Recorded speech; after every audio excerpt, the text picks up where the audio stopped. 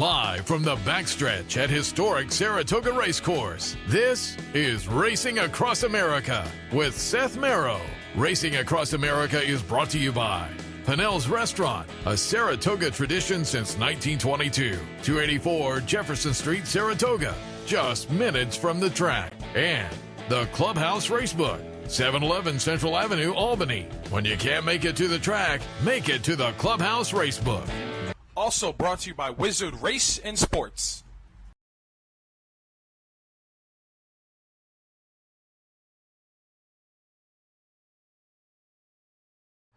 Good morning and welcome to Racing Across America as we kick off Travers Week. Seth Merrow here live from our Clare Court location, and a little headroom would help. You grew. Happy to have you jump on board. Be joined in a little bit by Junior Alvarado, winner of the Whitney earlier. We're also going to talk about earlier this year that win in the Saudi Cup, which was amazing on Senior Buscador. We'll hit on some of his races up here at the meet, the Saudi Cup, and more. It's Cody's Wish last year. Plenty to talk about with Junior. A little bit after that, Tom Amello, trip notes, and more with Tom as usual on a Sunday. Maybe a special guest as well with Tom. So keep tuned for that. But as usual on a Wednesday, kicking things off with our friends at the Saratoga Special in the rotation today. Tom Law. Tom, good morning. Good morning, Seth. Great to be here. Thanks for having me in the rotation again. I can't believe it. I think it's my third run, right? No, that's right. Because you came on. I think you came on the opening day. Yeah, maybe I believe with so. us. Yeah. So you had like an extra little boost there. Week 7, right? Outside of a Wednesday. Yeah.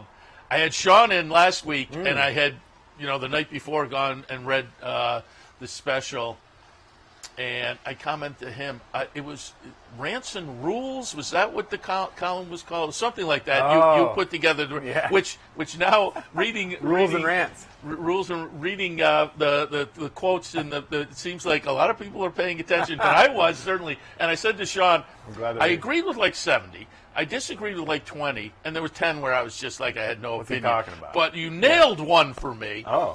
I walk out in the park a lot, particularly during the off season. I get to do it on dart days. Yeah.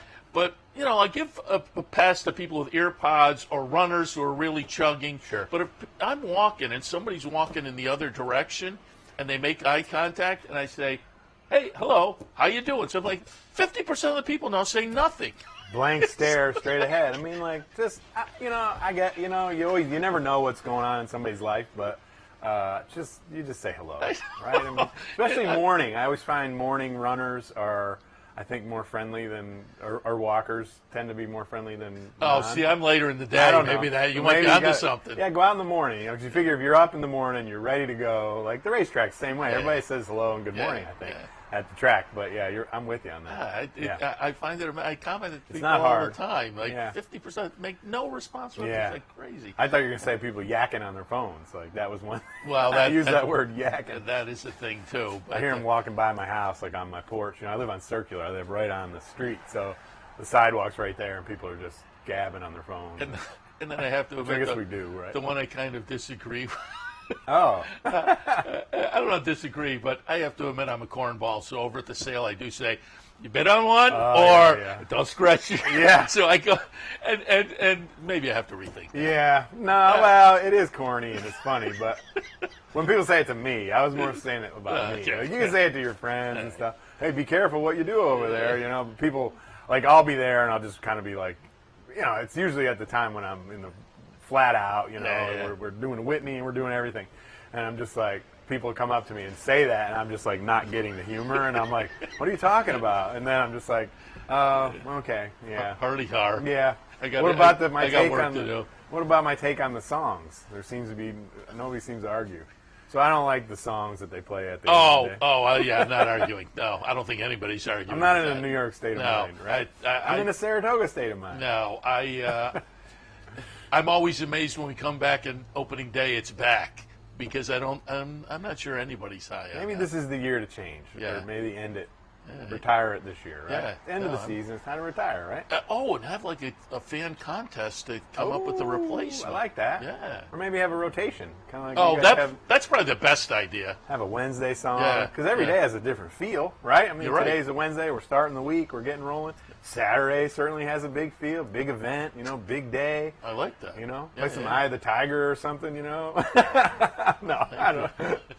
I'm out there now, I guess. Yeah, I'm not going to play that, but Whenever we get you guys on, we always like to remind people the Saratoga Special schedule, where they can find it, and of course online at thishorseracing.com every day, no matter where you are, but in and around town. yeah, Stewart's, Hannaford, Market 32, Price Chopper, bars, pubs, Henry Street Tap Room's our favorite, our friends at Whitman. We're doing our podcast every week from there. It was fun, and all over town. So, coffee shops, watering holes, maybe even the Tin and Lint and Desperate Annie's. You might be able to pick it up there if you're hanging there. I know that's some of your spots. I was hanging there Sunday night. Nice. It probably was a little later than Proper. I should have hung there. There's no racing Monday, so you're all right. No, it was still. Yeah, there's certain days that you get you're like, well, I can just stay out a little longer. Yeah. You never can, but it was, we finished last night early. It was a record. Well, no, I don't think it was a record early, but we got done pretty early. I couldn't figure it out. I went camping for the night. Nice. Met my girlfriend over in Vermont just for the night. Sunday, and I got ahead. I guess I got ahead of the game before I left. I was gone, 16 hours or something like that. And then I was like, I gotta go camping more often. Yeah, nice. It helped with a little lighter slate of racing last weekend. And I pulled up some of those just to take a look and get some comments because they all had kind of interesting storylines. We had Sean in last week. We talked about the Jonathan Shepard. We'll watch the stretch run here. Jimmy P gets it done. Gets it done pretty nicely, certainly. And the notable part there was Kerry Bryan was the trainer who, former assistant to Jonathan Shepard. 1-2, if I'm not mistaken. Yeah, you're exactly right, 1-2. And I'm just looking here. The chart margin actually winds up 34.5. Wow, for Secretariat. Jimmy P. Yeah, no, it's crazy in a jump race like this. But again, it was fun to see Kerry, who was an assistant to Jonathan Shepard, picking up the Jonathan Shepard. Son of Slumber. He was like a New York stallion at one time, or maybe still is. Big win for him, and he was good tactics by the jock. Took control of the race when he really needed to, got the jump on him, and really ran him off their feet. Just a huge run for Jimmy P, and big things to come for him. I mean, you got some races down at downstate at Aqueduct this fall, and of course onto the Far Hills and things like that. So there's some good spots, good opportunities coming up. And there's one more jump race for the meet next week. The Mickey Walsh novice stakes, I believe, or did they just run that? The schedule this year has been crazy. Yeah, right? it has. And the weather situation, so it was great to get that, in the Grade 1 Jonathan Shepard. And then that gives us some horses to watch. Typically, I think there's at least one to watch last week going forward, the jump schedule. Jimmy P, kind of decimated the field. Be interesting to see if we can put a couple like that together as the season goes on. Make a run at the Eclipse Award, I mean, Snap Decision's out there. He's certainly probably the best steeplechasing horse in America. But who was age restricted for 10, up here, but so he can't run here. Yeah, he'll be interesting. Maybe get these two to kind of have square summer up. off, so it's sometimes helpful, Also wanted to show the Union Avenue because you wrote about this one, and I like Tricky Temper. Flavian Prat gets it done. Jeremiah Engelhardt trainee. Jeremiah is having a very good meet. Flavian Prat having a very good meet on the stakes side of things. Sure is. Tricky Temper takes the Union Avenue last week. Jeremiah ran her back on 14 days, I think he said. He's like, I hate running horses back on 14 days, but he commented that they were talking about him on the show, how his percentages are high. But nice filly, 3-year-old filly, was a stakes winner last year, and threw in a bad race kind of towards the end of the season. So they said, let's put her away for a little while, bring back for a 3-year-old season, and she's come back really well. And sometimes horses thrive on racing. She's a horse that's done well up here, and Jeremiah's here, stabled here most of the spring, summer, and fall. So he's put together a nice little run with her. Yeah, no question about it. He's having a nice meet, and again, Flavian with the stakes wins, and I'll take a look at another stake win going back to Saturday, the Lake Placid on Grayosh. And again, the notable here is It happens every year, and people talk about it. And I had somebody say to me the other day, "Oh, it's a Chad Brown trainee, but you won't get a price on that one." And I said, "What are you talking about? Every year he comes through with a few because he has a number of horses in races, and they can't play all of them." Greyosh was one of those. $17 for a Chad Brown trainee with Flavian Prot on board. Up the inside, she feels pretty with Johnny. He kind of had it measured, I think, and Greyosh just had the momentum. Turning for home, split horses. Real professional and a good price, like you said, $17 and I think a $50,000 purchase by the horse's owners who have spent some money on some horses, but they got this one rather cheaply and did really well with her. Yeah, and again, don't sleep on the Chad horses that the other Chads in these races. Yeah, well, we talked about it last night. I mean, to interrupt you, but we're looking at the Boston Spa, and you kind of look at the races, and you kind of like, he's got the race kind of cornered, right? He's got 4 of the 5, and then you kind of like, but then you look at each individual horse, and you're kind of like, well, this one's not necessarily like a world beater. It's not like a White Beam or a Sister Charlie or some of these Lady Eli's. You look at it, and he's like, he's won this race. He's won these races with horses that, you're kind of like, so don't necessarily focus on the 9 to 5 Chad horse. Maybe look at the, even looking at the Boston Spa, I'm like, I'm not that far in my handicapping for tomorrow yet, but you got to look, you got to go a little deep. Yeah. No, it's always, my feeling is always the other of any trainer. Trainer knows what he has. So if he's got the favorite, he knows what that horse has, but he's still entering the horse at 6 to 1 or whatever. And, so you got to pay attention. The Real Quiet angle, right? Yeah, Real Quiet was the other, right? Indian Charlie was supposed to be the winner, right? Alabama wind up, I would think, being one of the more exciting races of the year as we look back after the season ends. Power Squeeze winds up getting it. And when the photo was put up, I was a little bit surprised at the margin because this is a head bob going back and forth. Power Squeeze and Candied come up the outside here and go, head to head bob. Yeah. So again, the chart margin winds up to be a head. I was surprised. I was surprised by the photo, but again, it was a ding dong battle all the way. It sure was. Candied fighting back on the inside and just lost the bob, and Ian Wilkes' horse Just Basking, who I liked in the race. She's way out the back early. I wasn't super worried. I talked to some people after. They're like, I can't believe that they were so far back. But, just kind of galloping along there at the mile and a quarter. It's such a different race than the mile and eighth. I really had some questions about some of them in the race, including maybe the first 2 who just were lights out. And you watch them all fan out there at the top of the lane. It was weird how the race was run. All of a sudden, they're all just fanned way out there. And then, of course, Power Squeeze is like 7 wide, and Just Basking ends up 8 wide.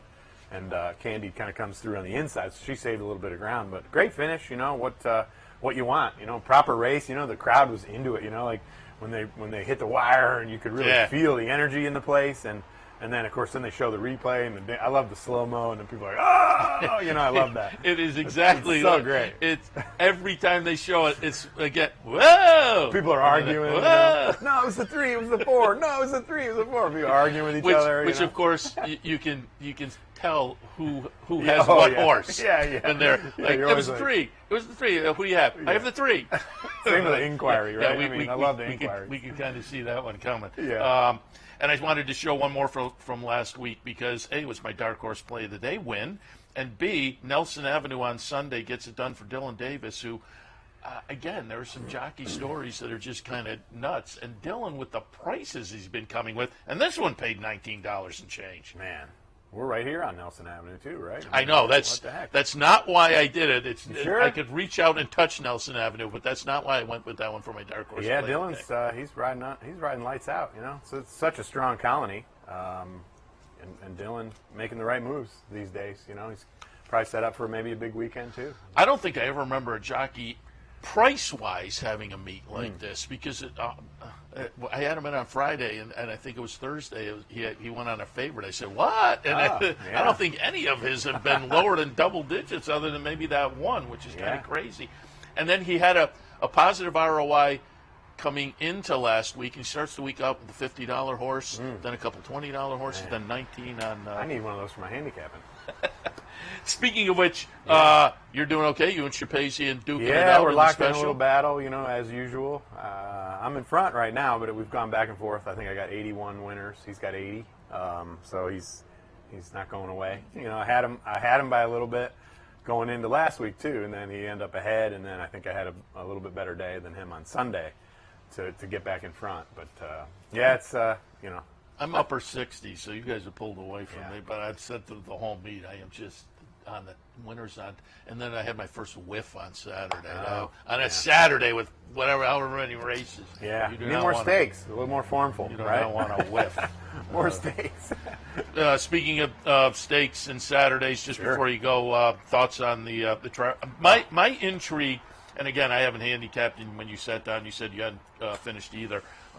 But just taking a look at the field, I'm really interested to see who goes off as the favorite. Morning Line has Dornoch there, Fierceness and Torpedo Anna both second at 3-1, Dornoch 5-2, Sierra Leone at 7-2. I'm interested to see where the betting public's going to wind up. Yeah, it's going to be one of those years, you know, like where like sometimes in the Derby, you know, you have like a 4-1 favorite, and nobody can really settle on anybody.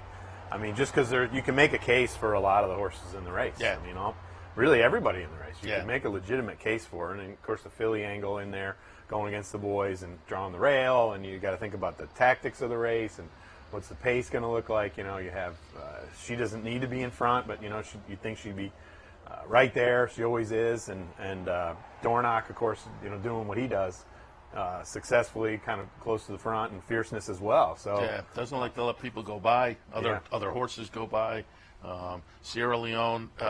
I think everybody looks at him and says he's more talented than the last few finishes. So it's going to be interesting to see what he does. If Fierceness shows up as Fierceness, it's totally intriguing. I think very much so. Yeah, a great renewal. You know, it's who else would you want in there? You know, so you can't complain. So and you will of course be previewing in the Saturday edition. Absolutely. Yep, we're revving up. I'm sure it'll be a 72 pager.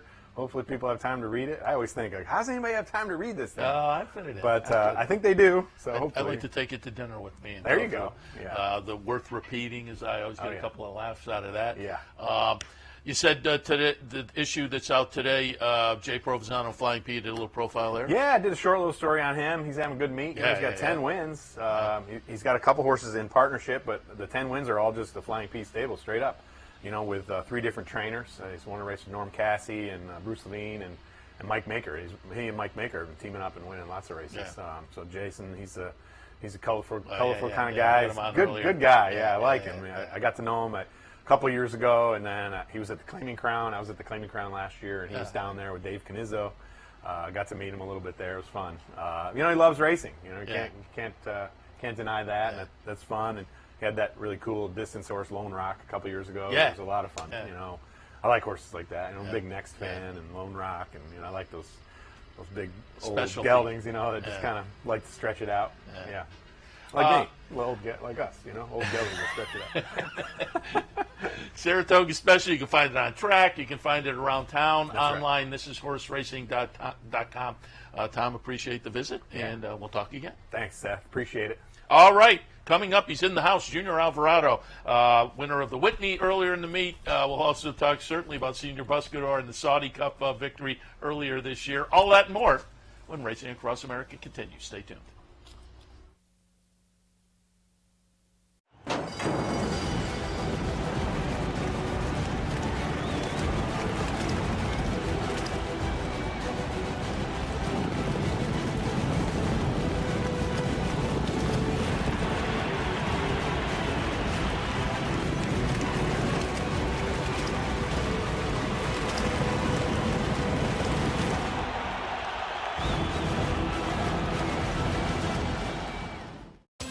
Capital OTB is now streaming live on Roku.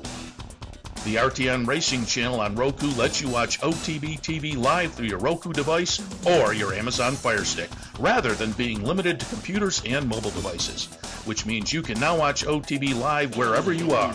Simply open Roku, scroll to find the RTN channel, then click on OTB TV. OTB TV on Roku. Try it now.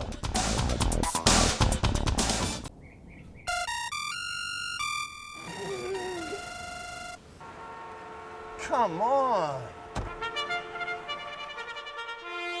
I want sales reports on my desk by Monday. Whoops. My bad. Love racing? RTN brings you every live simulcast on your home television, plus live video streaming and race replays on your PC and mobile devices. To order, visit rtn.tv. RTN, a breed apart.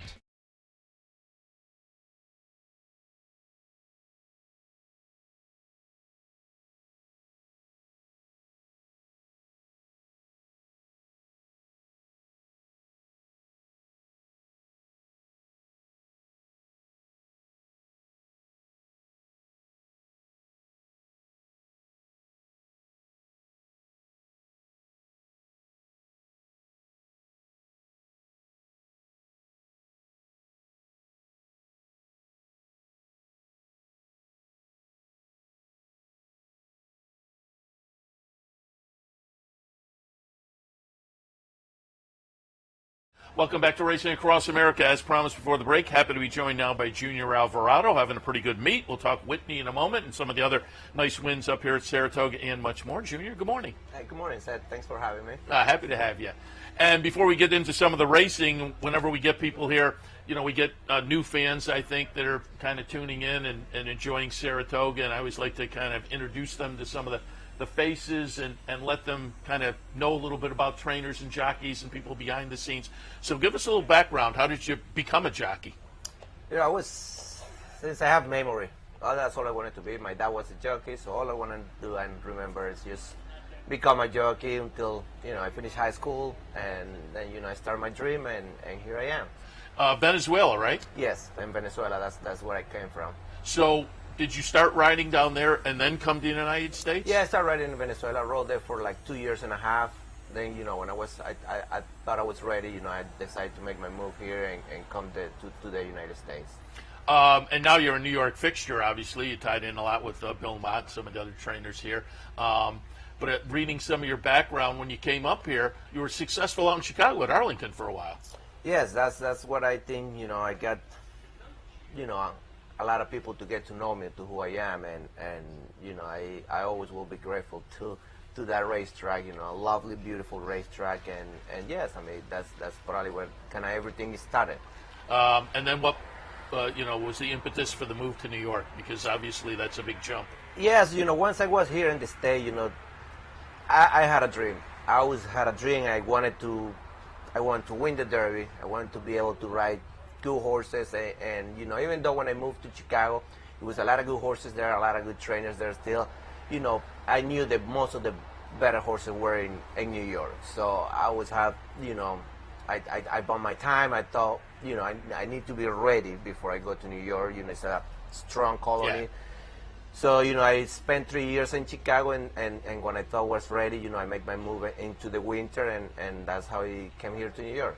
Talk about your experience up here at Saratoga over the years, and I always talk about it's a lot of fun. You win a big race, and I think the fans are very knowledgeable, so you come back to the winner's circle, you get a great response. But as a jockey, what's it like riding up here? And this is what are you looking for all year round? Yeah. For me, that's what I look for. Saratoga, you get to enjoy race time, and then a couple days off that we have now, we get to enjoy it too. They got so many activities here to do. Got my 3 kids where we always find something to do my days off, and it's just nothing like it. Like we've been coming here for the past 12 years, and it's just simple nothing like it. And let's go to one of the victories that I mentioned earlier this season up here at Saratoga, the Whitney annually, one of the, not just the biggest races up here, but the biggest races in the country. You were on Arthur's Ride for Bill Mott, coming off a nice optional claiming win that Belmont Stakes weekend up here with a 111 buyer. So came into the Whitney off of that nice victory. Talk a little bit about the win on Arthur's Ride in the Whitney up here. We can see it, number 11 horse getting it done, and getting it done pretty easily. Chart margin winds up to be over 2 lengths. Talk about the Whitney and Arthur's Ride. Yeah, we were kind of thinking he's a horse who belongs in this group, but, till you run it and you prove it, you're kind of like nobody. But we always knew he had the talent, we just were taking it time by time. Mr. Mott does it always the right way with those kind of horses, and And I think my only concern at that time of the race was just trying to get to the lead. I know he's a horse who gets to the lead, and he gets very brave out there. And I knew it was a lot of other speed. National Treasure was actually the main speed and the top horse to beat. But we get out of there with a plan, and when I hustled him out of the gate, he was there for me, and he put up pretty decent fraction, which it was hard to keep up with him, and he just kept on, and I think he shows now that he's one of the top horses in the country right now. Still relatively lately raced. That was only the 7th career start, 4th career victory, and as you said, you led all the way around, but you left from the outside post position before the race. Was the outside post position a concern? Yeah, that's what probably was my only concern. I didn't want to hang out too wide. If the other guys decide to go, that got the same speed at the same time. So it was just, I had to just go with the break and hope he helped me. And like I say, he did. And after that, he just kind of cruised along the whole way around. What's next for him? Will he show up in the jockey club? Yeah, that's I think the next race for him.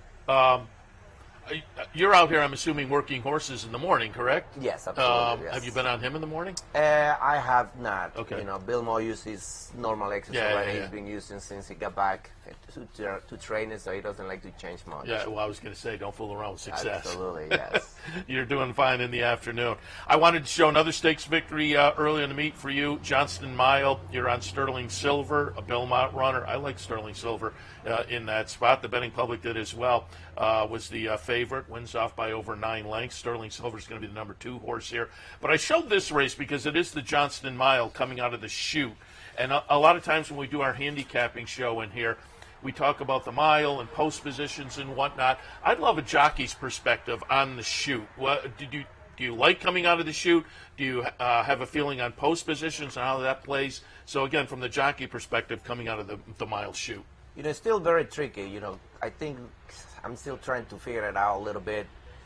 If I break from the inside, I would like to have a fast horse. You need to have a fast horse because I think either, like, if you have a fast horse, you can get to be 1, 2, 3, close to the pace, maybe, in a good spot. But if you have a horse just with a tactical speed, you're going to get crowded by horses from the outside right away. The rail comes out, the horses from the outside comes in, then you get shuffled back more and you will be farther more than you wanted to. If you draw outside, you have kind of like losing a lot of ground at the same time. Yeah. It's still pretty tricky, Like I say, if I have a speed horse, I would like to draw in the inside, the first 1, 2, 3. If I draw a slow horse, I wouldn't mind to be on the outside, so I just can just come back inside and save some ground. But it's still, very tricky the chute mile from here. Yeah, we were looking at the post positions and the results for them a little earlier, and 8, 9, and 10 are a little. When you get out that far, it starts to become tough to get a victory. So I was just curious from a jockey's perspective, because from a handicapping perspective, it's been tricky as well. Yes, I will definitely never like to try to draw on the outside, even if I have a slow horse, which I think would probably affect the less, but still, I would not like to be on the outside for sure. And that's panned out by as I say, the results looking at the post positions. Also wanted to pull up, you had a victory for Rob Atras in the Hall of Fame. I love the 3-year-olds on the turf. I think there's a lot of races all year long for this type. Neat gets it done, be the number 4 horse here. And I wanted to show this because so far we've shown going long on the dirt in the Whitney, going the mile on the dirt, and now here you are winning a turf race. And I wanted to ask you, do you have a favorite type of race to ride? No, I just think, you got the right horse. It's always going to be fun. You got the faster horse in the race, if it's turf or dirt. But I just think, when you have a very good horse in the dirt, the feeling is pretty neat. The turf, I think everything just travel a little quicker than the dirt. But when you have a fast horse in the dirt, a good one in the dirt, it gives you a very good feeling, though. When you get to the top of the stretch and you have a horse that has that winning move, can you tell? Oh, here I am. We're good to go. Yeah, I think more in the dirt than in the turf. In the turf because, you can feel you got a horse, you get a good kick, but then other horses can have probably a similar kick. I just think in the dirt, when you ask a horse and they give you a kick, you know, like there is no way another horse will have the same kind of kick in the dirt, and that's why I just think sometimes, you know, he gives you to me, it gives me a little bit of better feeling. Well, speaking of kicks on the dirt, I talked to you a little bit right after this because we were down at Gulfstream for the Holy Bull this year, and I did a little quick interview with you when we were down there, and we talked about the Saudi Cup and Senior Busco, and I said, hey, we'll have you on up at Saratoga as well. Well, I've got to put in this. This is phenomenal. Watch the stretch run here. Saudi Crown has the lead. Uspatadoro, the Japanese horse, is in the green and will make a late move. But Senior Buscador in the blue is way outside, and really until about 100 yards, you don't think there is any chance here. But Senior Buscador in the $20 million Saudi Cup will eventually get it done. Just reflect a little bit on this victory. And when did you feel you had a shot in here? I mean, probably maybe a few jumps before the wire, to be honest. I'm not going to lie. You know, I think everything for me started like, you know, when we turned for home, I was behind Ushba Tesoro, and, you know, we kind of moving at the same pace. By the quarter pole, by the 360, I haven't been able to gain an inch on Ushba Tesoro. So at that point, I'm thinking like, well, whatever he finishes, I'm going to finish maybe a length behind. Yeah. And I'm just riding, trying to pick as many horses as I can. It's a big race, like, you know, like the purse break down from 1 to 10, you know, you get still a good paycheck. So I'm saying, like, you know, a 4 will be great. Then, you know, when I'm getting closer and I'm probably by the 16 pole, I think I'm going to finish third. Then all of a sudden, like, I don't even know that happened. Like, I'm looking just like kind of down, riding my horse, trying to get the most I can. And all of a sudden, a few jumps before the wire, I got the feeling like, I think, am I going to win that race? And then he just put his head down right on time. And I mean, I got still, like, I couldn't believe that I just won the biggest race in the whole world. Like, and then as you were galloping out, the commentators said, and you could see, so you felt you had it right under the wire. It seemed like you were celebrating and you knew you had it. Yeah, I was so sure, like, you know, when like a couple young after the wire, you know, I was celebrating. I knew I had it, but to be honest, then I don't know, something came to me and I'm start double guessing myself, like, did I get there? Did I didn't? So I already celebrated, but, you know, kind of double guessing myself a little bit out there. And then, you know, when I was in the gallop pile, the outrider screamed, "Señor Buscador!" So then my soul come back to my body again. So I was like, oh, I got it. I won that race. But yes, that experience, I don't think I will never forget. That is something that's going to live with me forever. And that race just, like I say, it was just an unbelievable experience to win that race. And how did you get teamed up with Todd Fincher, who's kind of a trainer out in the Southwest, really? So how did you get teamed up and wind up with the Senior Buscador rides? You know, I'll give the whole credit to my agent, Mike Celito. Okay. He after we were done with the Breeders' Cup, I remember I was working a horse for Kenny McPeak in Aqueduct, finished the work, was going to my car, and then he said, like, you know, Curtis Wish retired. There's a couple of horses that might gonna retire. Like, we need to start looking for a good older horse for us because we don't got, you know, we're probably not gonna have much this year coming into this next year. So he said, I got this horse that I like, Señor Buscador. At that point, to be honest, I have never heard about that horse, and then he says, like, I think this is a very good horse. It's a good fit for you. I'm trying to get him to run here in the Cigar Mile, you know, a good race. You try to win. If you win, you win. If you not, a good race, good second, good third would be good because then we can point either to the Pegasus, the Saudi Cup, or the Dubai. So he had a whole vision about it, and yes, I mean, we just teamed up. We finished second in the Cigar Mile. We got second in the Pegasus in Florida by a nose right there. And then we ended up winning the Saudi Cup. So, I mean, his vision was pretty neat. That's pretty good. Yes. That's pretty good. And certainly I had to pull up one of my favorite videos, horse racing related all year long. It went out on Twitter shortly after the race. And I'm curious as to when you got to see this.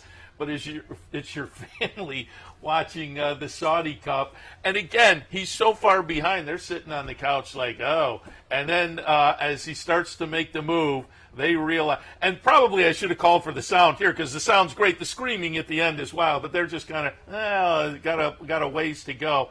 but then you get to the point where it starts to become very, very interesting, and your family obviously gets totally into it. As I say, when did you get a chance to see this video, and what was your reaction to this? Is hilarious, their reaction. Yes, I got to say when I got home, they never post anything. I got home, they picked me up at the airport. Then, when we got home, after, a lot of hugs and a lot of talking, then, my wife says, like, I have an embarrassing video here to show you. I have no idea what was the video about it. Then she started showing me the video, and I remember getting emotional a little bit when I won that race, but not as much emotional when I saw the video. Because I never, as a jockey, you rarely get to see your family cheering for you. Normally you're on the horse, so you never get to see that unless somebody's recording them, man. And I thought it was, I don't know, I didn't even know how they come out with the idea to record themselves in that moment, and yeah, it was just unbelievable. It was phenomenal. I unrelated to the whole thing, but I watched it and I was laughing and thinking that was great when I saw, as I say, it came out on social media a little bit later, and I knew I had to pull it up this morning because, and again, folks want to go look for it online. The sound is even better with the screaming and the reaction. Before we let you go, got to also talk about, certainly, you mentioned the horse already, Cody's Wish. We're going to take a look at the Breeders' Cup Dirt Mile, winds up to be the champion. Great story there. Talk a little bit about, because of the whole story surrounding the horse, this had to be a special horse to ride. Yeah, it was, it's very funny because I was, it was special for a lot of people, but it was as much special for me. I think I was special for the Dorman family. I was trying to stay in Gulfstream for the summer, and I only had one good horse at that point, which Cody's Wish, when I won in Belmont the day of the Kentucky Derby. Nobody was in Belmont, so I went and rode him there. And, I said, like, well, am I going to stay in Gulfstream? Like, things in New York are a little tough, and, maybe a change of, something, trying to make something happen. Then I ended up picking up a couple horses opening day here at Saratoga. I was going to go back, and when I came here, I ended up winning with one big long shot that day, so kind of like, you know what, am I going to try to stay? Then I talked to Mr. Mudd, and he said, well, you get this good horse here. So, like, the people from Godolphin, I think if you're riding in Florida, you're not riding here, they probably will want somebody. So I was like, all right, I'm coming back. So I decided to come here, and since then we team up, and, we won the year, we beat Jackie's Warrior, which I thought it was something impossible to execute that year, but we did it, and yeah, he just, it was getting like bigger and bigger and bigger, to the point where I was like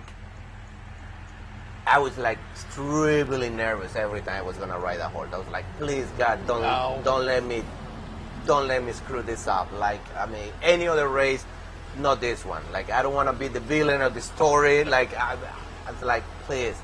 But he always shows up though. He always show up for me, and some finish was closer than other, but he always was there for me. And like I said, like that horse meant a lot to my family, meant a lot to me, and to a lot of people in horse racing too. That's interesting because you had a whole story around it, but I didn't realize your part of that story. It kind of kept you in New York, so that's an interesting side story. But again, that was a great story all around for horse racing.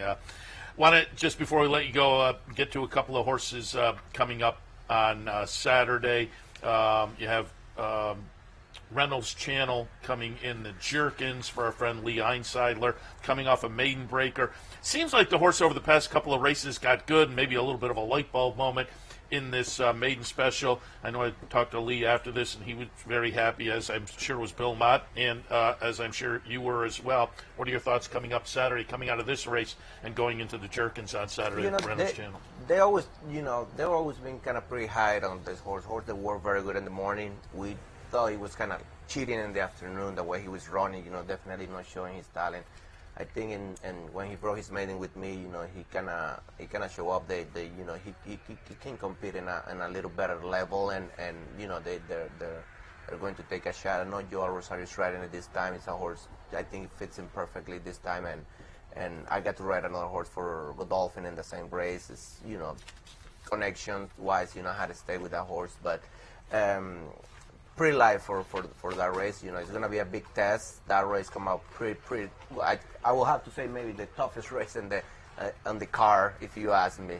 But sometimes you have to take a shot and see where you're standing. You're on Jefferson Street. Comes out of the second last time in the Amsterdam. What are your thoughts on Jefferson Street? Very good. It's a very solid horse. Run all his races. I think some races better than others, but hopefully he can put a good run this time. Like I say, this race just came out very, very tough. Yeah, no, top to bottom. And you're in the Travers as well, batting down. We pulled up a replay of the Ohio Derby. Subsequently ran third in the Jim Dandy here. But it looked like the Ohio Derby had kind of a light bulb moment to it. As they say, comes in off the third in the Jim Dandy. But your thoughts on batting down in the Travers? Batting down is a horse who very similar to Tacitus. They're very their own mind. They want to do their things their own way, and very quirky horses to ride. But I think I talked to Bill. We tried to do something last time, which got kind of stuck a little bit behind the pace, and I think everything was perfect. I just don't think that's what he wants to do.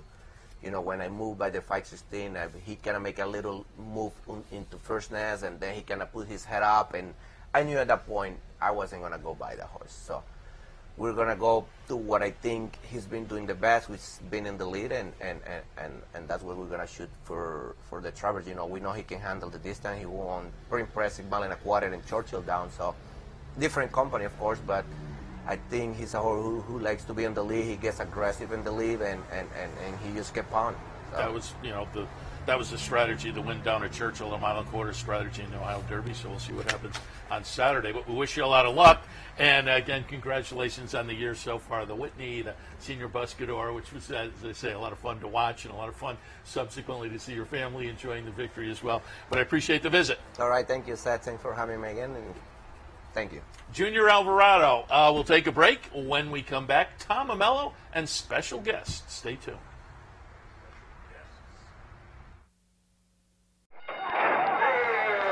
Why just watch the races when you can be in the middle of the action?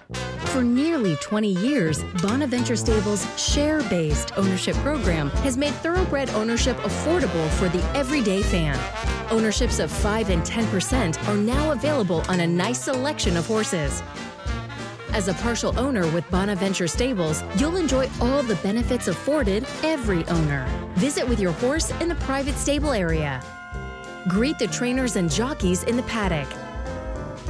And when your horse wins, savor the moment in the winner's circle at Saratoga, Belmont, Aqueduct, or wherever you bring home the prize. Based in historic Saratoga Springs, Bonaventure Stables has been training winners and creating memories since 2005. Learn more, see available horses, and meet our team at bonaventurestables.com.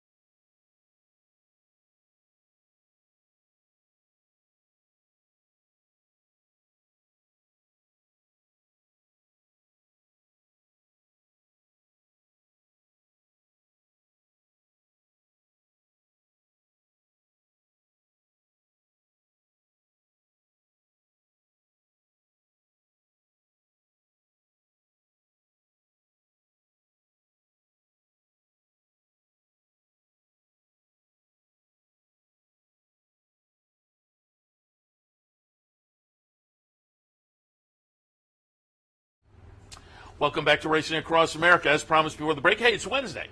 Tom Amello and Trip Notes, and we'll do a couple of Trip Notes, and we'll take a break, and then special guest after a big win up at Saratoga coming up, so stay tuned. But Tom, good morning. And I have a good friend from New York, I see him every Wednesday when we dine at Three Vines, and he dines there so often they call him Wednesday John, so I've become Wednesday Tom. So it's good to be here, racing fans. I didn't know you were a regular at Three Vines, though. Say hello to my friend Joe, one of the Oh, owners there. they're the best. I used to play basketball with him. That's aha. Yeah. Now I understand why he limps. Anyhow, we got a couple of races we're going to talk about. You usually have some questions about what happened before we got here to Wednesday. So what's on your mind? Well, I mean, if you want to touch on the weekend, I think the Alabama is going to go down as one of the more exciting races of the meet, obviously, with the boom, boom, boom. And I said earlier with Tom Law, I was surprised when they showed the photo, the margin. I thought it was going to be about that, but it wound up to be ahead. But it was exciting, certainly. You know, it became a very good betting race once Torpedo Anna decided she was going to take on the boys. And we got a great performance from Power Screws. So, and I think two other very interesting stories involve the jockeys. Flavien Prat and what he's doing stakes-wise is notable. But Dylan Davis and what he's doing price-wise is... I said earlier, I don't remember a jockey being on a roll like that with price horses the way Dylan has done it at this meet. I do. And the guy's name is Robbie Davis. Oh, okay. And Robbie Davis used to bring in those prices for the Sedlicek clan and all sorts of other people. I loved Robbie as a jockey. I'm fortunate to have met him. And actually, I saw Dylan yesterday over at Cardona's Market, and I was stunned at how slight but powerful he is. Yeah. So he's having a great meet. It's great for the clan. Yeah, no question about it. All right, let's jump into it. What did you see this past week? Well, you know, the first race we're going to look at, we're looking at the full race. We'll talk over it. We're talking about the number 5 here, Helsia. And Helsia is a Chad Brown trainee. This one was bet. They paid $600,000 for her. We're going a mile. And, you know, she sported improving figures. Well, there was another Chad Brown horse in here, and that's the horse on the lead, Containment. Well, Containment wasn't the favorite. So what I asked you to watch here is Helsia is the 5. Right now, she's third. She's 2-1. Her stablemate is 7-2 and on the lead. I'm not saying that Cost Containment was a rabbit for anybody in this race. He ran his race. He has speed. He went to the lead. And what's interesting to me is Helsia backs off to stalk outside. Right now she's in 4th on the outside of the 7. And she's going to make a move, but then the front horses are going to run away from her. Now, you know, this is the mile out of the chute, and advantage is to speed. So you could argue that this is the favorite who is somewhat up against it, still a Chad Brown favorite. And she's going to make the wide move shortly and then kind of lose it. There she is in the green on the outside, and now it's over. She's going to tire and take a few pops from the jock and just kind of follow these 3 home. 2-1 favorite loses. I'm thinking that this one's going to come back 7 furlongs, come back shorter. He's a $600,000 horse. I don't think they're going to send her a 1.8 miles. I don't know if they think there's grass in the breed. I think, but it's $600,000. So this one's going to be back and going to be not maybe a big price, but going to be live. Yeah. The second race we want to talk about today is race 7 from the 16th. And the number 3 horse here, Army Proud, is a 2-time starter from Joe Sharp. And we're going to show the head on here. This is the number 3, Army Proud. This was an off-the-turf race. Now, Army Proud is by Army Mule, who's pretty much a pretty good dirt horse. Yeah. And so it's figured here. But what happens here, this one kind of has a little bit of trouble and then makes a decent move and then just doesn't get it done here. She hit the gate at the start. She recovered up the rail. And as you can see, she's on the inside now. She's going to be pinned and boxed in. And really, this is an improved effort. So I don't know if she'll come back again listed off the turf that is a trend here, isn't it? Yeah. You got a good dirt horse, get him in a turf race and hope it rains. And so I think this is a decent effort, an improved effort, and I think Army Proud might be live next time out, depending on the situation. All right, so Helsia, Army Proud, maybe a couple of horses to keep an eye on going forward. Tom, you'll stick around because I know you're friends with our next guest, special guest coming up of a popular win here at Saratoga for a native. Jen Paragallo will join us next. She had a nice win up here at Saratoga and certainly wanted to talk about that. So stay tuned. We'll take a quick break. We'll be right back. Turn your love of racing into savings with equine discounts through the NTRA. Purchase through equine discounts and receive great savings on well-known brands like John Deere, Sherwin-Williams, Big Ass Fans, Farmers Insurance, and Office Depot. Join thousands of other equine members and support companies that give back to the sport we all love. Call 866-678-4289 or visit equinediscounts.com to start saving today. Want to get your career in horse racing off to a fast start? Well, the University of Arizona's Racetrack Industry Program is your winning ticket. The Racetrack Industry Program has served as a springboard to some of the industry's most successful individuals, with a proven track record of job placement right out of college. If you want to earn a degree in the exciting horse racing industry, the Racetrack Industry Program can put you in the winner's circle. What if there was a way to become a better horse player, to have a better knowledge of the game, to be more successful? What if there were a way to take what you've learned, what you know, and make better decisions, better choices? In horse racing, knowledge is a powerful tool. Race results and replays, past performances and live streaming, wagering from all your digital devices. Capital OTB. Become a better horse player.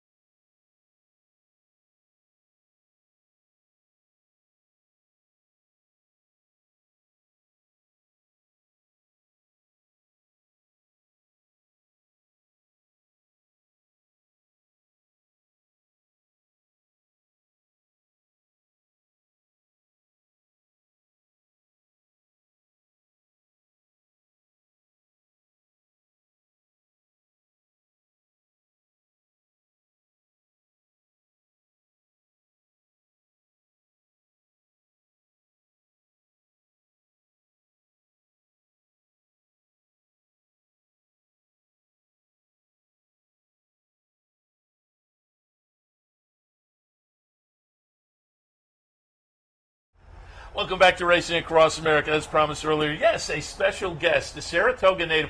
Always a popular victory when a Saratoga native can get a win up here at Saratoga. And Jen Paragallo got it done just the other day with Dunedin Causeway. Am I pronouncing that correctly? Dunedin. Dunedin Causeway. All right. I'm glad I asked.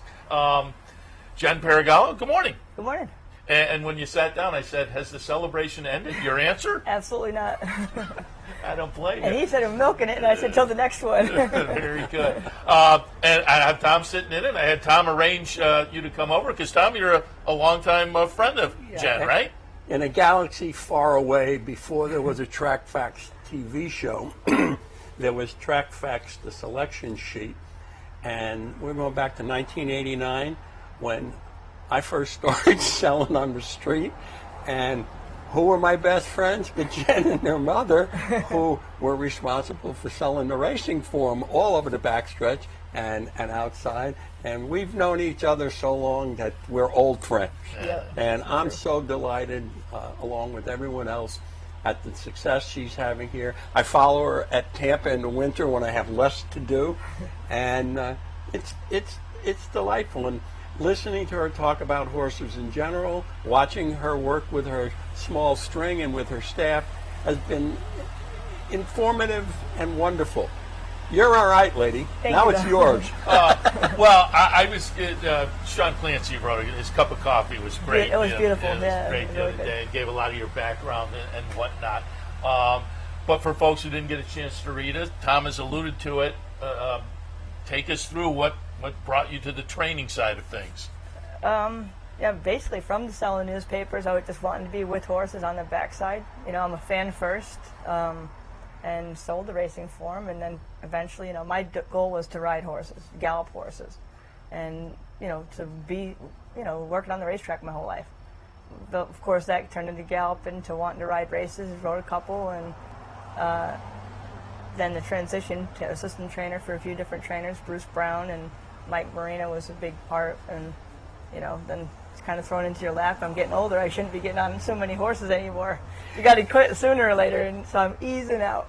Jen, of the riding part. I'm curious about the women trainers or the women in the game as you were coming up, who kind of mentored and helped you. I rode for Sally Bailey as an exercise rider, and that was back in the early 90s. But there wasn't many women, really. I mean, and you know, we have a good handful right now with Linda Rice and Jenna Antonucci really making their mark as far as that. Sure. My good friend Kathleen O'Connell just won her 25th Oh, that was wild when she comes up here and gets a 25-to-1 shot, 2,500 wins. She actually ran out of our barn, and Nice. that was pretty cool. So we got to celebrate with her and all that. So that was the start to our celebration this week. So that was a big, big deal, you know. And just, I'm happy that it happened for her. And it was about as much excitement as I thought you could get until we won. So we're just trying to take over the whole Saratoga stage. Very good. And you say exercise rider, and you kind of alluded to it, but you were a jockey for a while. Yeah, I rode, you know, a few races, you know, and it wasn't that much of a breakthrough for me. And I wasn't going to do anything on the level that I wanted to.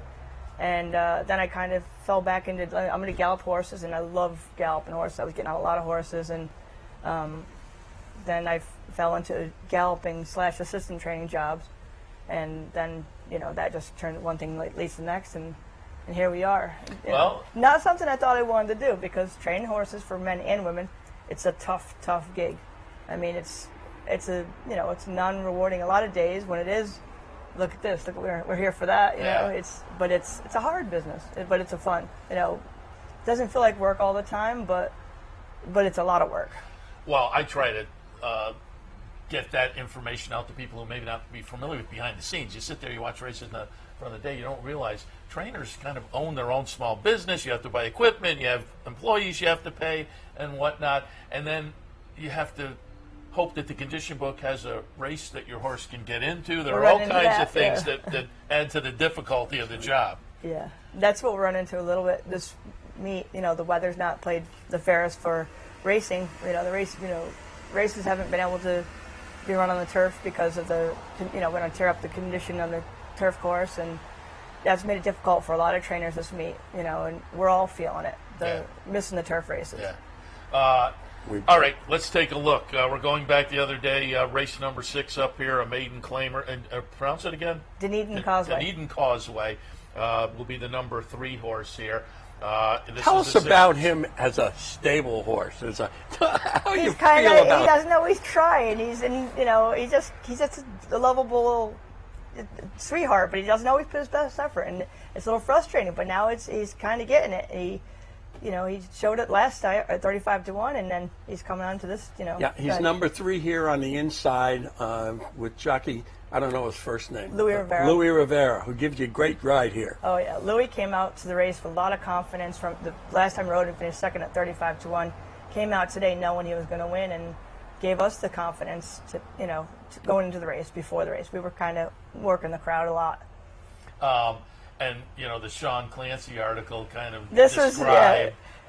You guys were watching. I always like to go down there and watch with owners and partners and whatnot. Here, you see him tip out, and right here, I'm getting goosebumps again right now. And I go to jump up and start yelling for him. When Miramati calls him the big dangerous threat, Dunedin Causeway, I turn away. I didn't ever see from here on. I started celebrating. Louis rides a real smart race, tips him in eye to eye with the other horse. The horse loves a dog fight, and his ears go up, as Maggie referred to, and he just. Oh, I got goosebumps right now. I mean, I literally got goosebumps. I mean, seriously. Well, now watching the replay, I'm getting even. It's more interesting because the Clancy column says you turned away at the point you kind of indicated, and we're celebrating, and the rest of you are like, wait a minute, this one isn't over yet. But she broke a rule. I broke a big rule. You broke a cardinal rule and got away with it. I remember one time it was Aqueduct, and I was working for Joe Imperio, and I bet on a horse that I thought couldn't lose. It is a sloppy track, and we're in front, and I'm on the top floor, and I've had $100 to win on the horse, and I'm running down the stairs, and by the time I got down, I'm going for the win picture, and I'm screaming, and we got there, and I was last. but that's you don't ever turn away, and I don't know what got into me this day. I guess I just, I had the energy, and I hope Dunedin felt it, It was a great ride, and he the jockey and the horse persevered. And I want to know, 9-2, 35-1 to 9-2. Yeah, you could somebody thought he was live. I heard a few. Well, it was funny. We were kind of working the crowd a lot, and I was telling people on the way through. We had the fun walk from the holding barn to the paddock, and I was telling we saw some fans from Tampa. Some people bet on us on a couple of long shots this meet where we ran really well. 41-1, we were second. The other one 35-1. So I'm working the crowd, like being a little silly, telling all, give them their money back. They can bet. Don't worry about it. Bet with 2 fists. And we have a new fan favorite here with racing. Dornock's owner Jason Worth, and I told him, you go ahead. You don't take the money out of the pocket. Don't be cheap. Go ahead. Bet on him. Bet with confidence. So the first person we saw out of the winner's circle was Jason Worth, and he said, I bet on your horse. I made a lot of money. So that was fun. But crazy. We worked the crowd a lot, and I think that's what the excitement about Saratoga is. You got to work the crowd, enjoy the crowds while we have them, and hopefully bring more people on, because I know we haven't got to walk over since that day because we haven't got a horse in the race yet. But I know when we walk over, we're going to get a lot of energy from the crowd again, and it's going to get me, get you. I'm getting pumped up right now thinking on our next walk over. We enjoy getting the horse ready. And can we bottle this? The industry needs to bottle this and sell it, or give it away, because I say the industry really has 2 things to sell: holding the winning ticket, watching your horse do that, and you get as excited if it's close. I almost jumped up right here and started cheering, and I already know the result. It's like there's an old joke, the joke about the guy who's watching the news and he bets the guy and he never thought he'd jump twice. That old joke I'm talking about. I'll tell you the joke. But you get watch the replay. I'm almost ready to jump up, start cheering again. It's okay. Great. Lifelong Saratoga win. I think we're getting it, but just verbalize it a little bit. What did it mean the other day? It meant more than I could verbalize, actually. And I think it feels the same for every owner, trainer, and fan. That we have a lot of fans and had a lot of support, but every win for every person it's so important, especially in Saratoga. And it doesn't matter what kind of race, as long as you're winning. It happens. It's for the jockeys too. That they feel it. I mean, the grooms, they feel it. I saw a video, some groom all excited the other day, and I mean, we got 500,000 views on our thing from Naira video. That Maggie's video that Naira posted up on Twitter. So that was pretty. I'm sure that we got a lot of people excited. And what Tom said, you got to feel the energy. This is the most fun place to win, I think, in the world. So your circuit is New York, and then in the wintertime you're down at Tampa. Yeah, Tampa's one of my favorite I'm tracks. a long-time Naira fan. This is home. I love Aqueduct. A lot of people think, oh, it's Aqueduct, it's winter racing. I love Aqueduct. I love Belmont always. It's a beautiful Belmont Park. Saratoga is where it's at.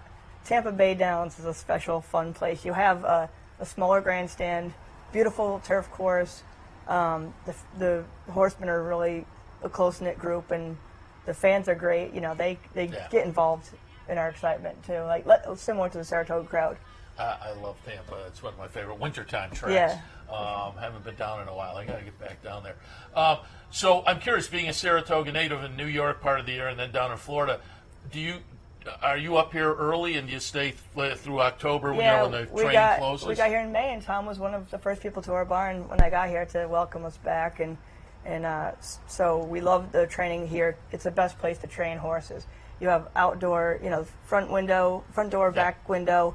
Horses get fresh air. They really love it. They thrive on it. And we stay until the snow flies. We stay as long as we can. It's the best track to train as the Oklahoma track. I think, best around. Yeah. I mean, I don't think there's a better track to train on. Condition book, anything we can look for from your barn coming up at the meet? Yeah, I'm dying for a couple extras because we're waiting on, the turf races got rained off, waiting for them to rate back. I'd like to run There Goes My Miracle back. Fire Baron, I'd like to run him September 1st if the race, if we get into the race. I'd like to get Dunedin Causeway back in another race up here and see if he can, horse for the course, as Tom would say. Win over the track, powerful mojo. And that was one of Tom's things with track facts. It was always the horse for the course. And I've used that at every track, following tracks, and it's a real thing. If horses like a course, they like it. They like it here. And you'll see horses win this year. I mean, 4-Star Dave was a crazy exception, but the horse that went up here will win here next year. No, definitely. And the interesting thing about that phenomenon, if you will, when it was a 24-day meet, you had a compressed time to get a horse in. Mm-hmm. If you got 2 races in, that was a lot. Now we have horses getting 3 starts. I was looking yesterday that there's a couple horses that have been a few of them in 2 for 2, and a couple that are 3 starts, 2 wins, I think in 1/3. But that's a lot. Yeah. And of course, this year you can maybe get 4 or 5 starts if you go back to June. That's Well, that's true. That makes my record even better for as far as my in the money with long shots. So. The bonus Saratoga meet. Jen, again, I said to Tom yesterday, give her a call and see if she wants to come over because he had pulled up the replay of the race to talk about anyway, and I said, let's get some of that infectiousness out there for everybody.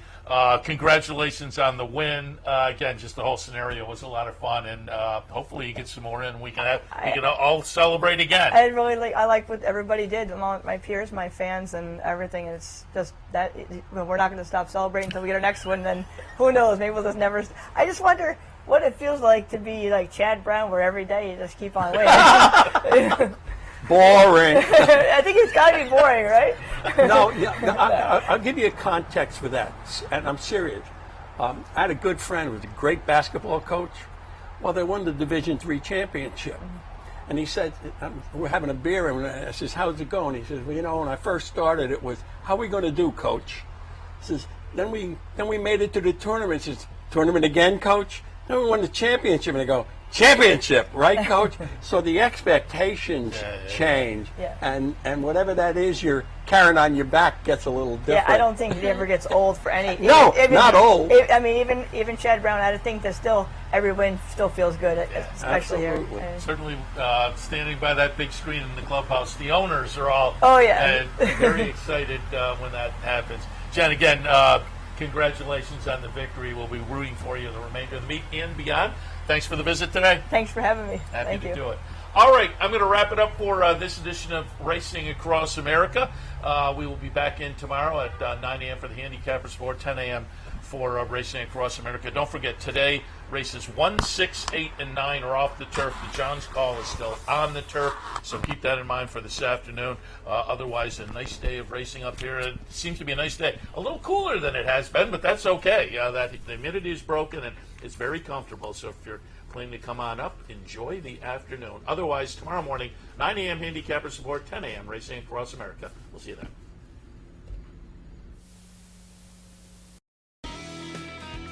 You've been watching Racing Across America. Racing Across America has been brought to you by Pinnell's Restaurant, a Saratoga tradition since 1922. 284 Jefferson Street, Saratoga, just minutes from the track. And the Clubhouse Racebook, 711 Central Avenue, Albany. When you can't make it to the track, make it to the Clubhouse Racebook. Also brought to you by Wizard Race and Sports.